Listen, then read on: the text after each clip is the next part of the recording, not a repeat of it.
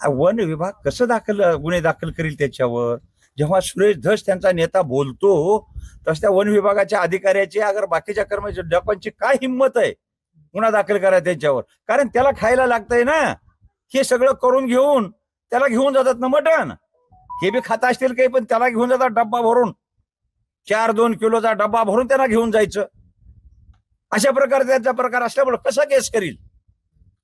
माझा एक या संदर्भात प्रश्न आहे. या संदर्भात ज्या वन विभागाने कारवाई केली नाही किंवा समोर आले नाहीत, या संदर्भात तुम्ही वन मंत्र्यांना भेटणार आहात का? विशेष कारवाईची मागणी. वन मंत्र्यांना तर मी भेटणार, पण त्यांचा जो बॉस आहे मुख्यमंत्री यांना भेटतोय मी, आणि वन विभाग मंत्र्यांना भेटणार आहे.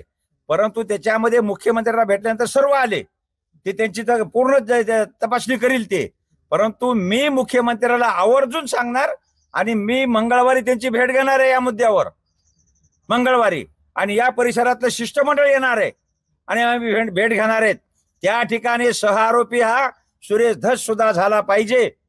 हा दुसऱ्याला म्हणतो अक्का, आता हे तर अक्काचा अक्का झाला ना, हा अक्काचा अक्का झाला.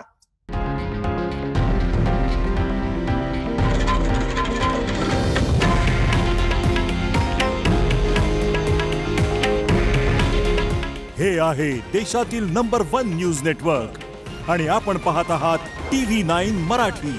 काळजी तुमची, हित महाराष्ट्राचं.